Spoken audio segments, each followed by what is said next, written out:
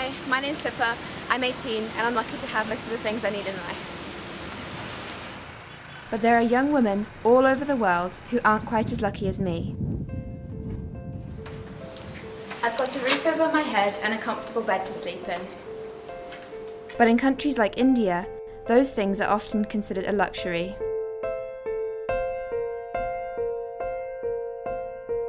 Where I live, good food is always within reach. We have 3 meals a day and it's fresh, healthy and nutritious.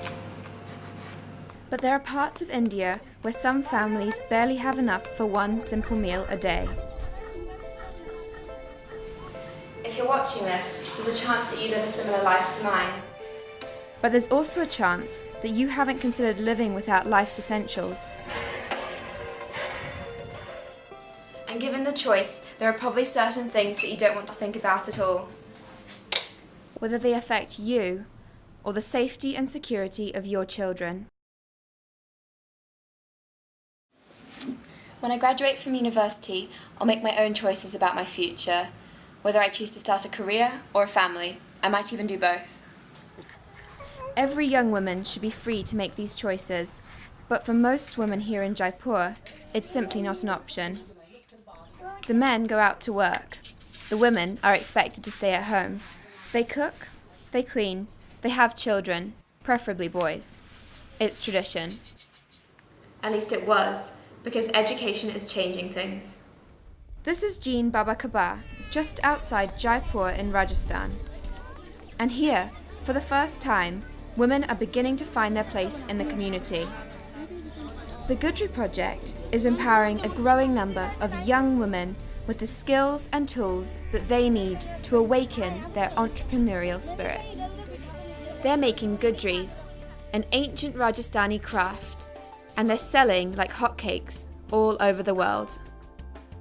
In return, they earn a fair wage, but they also become a key part of a sustainable business. And that business is as successful as they want to make it. The Gudri Project is the brainchild of Darshna Goswami. She runs it as part of iIndia, an NGO formed nearly 20 years ago. iIndia's various projects have continued to help more than 3,000 street and slum-dwelling children each day. And now, the Gudri Project is providing the support and training needed to put these women in control of their own destiny. Eventually, we will step back and let the women take full ownership of their cooperative. And the most exciting thing is they will pass that ownership on to their daughters and to their daughters' daughters. My visit to Jaipur inspired me to share this story with other young adults. Just as our lives have been made easier by our parents' careful planning, The standard of living for generations of women here can be transformed with additional funding. $25,000 will enable iIndia to expand the Gudri Project into 2 carefully selected new communities. Communities where women still live day to day, unaware of the basic human rights, dignity, or future they deserve. It will allow iIndia to train an additional 50 women, ultimately reaching 23 communities and up to 700 slum-dwelling women. And it will enable Gudri to expand its range of products and its market into more countries around the world.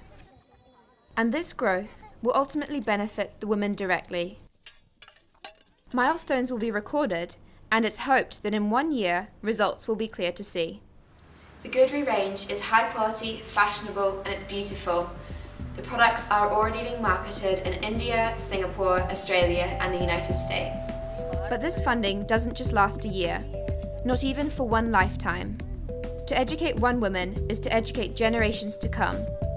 Generations of skilled, self-sufficient, entrepreneurial women. India का नहीं हमारा ही है इससे हमारा खर्चा चल रहा है तो हमारा ही है And who knows, there may even come a day when young women all over the world will have the same choices as I do.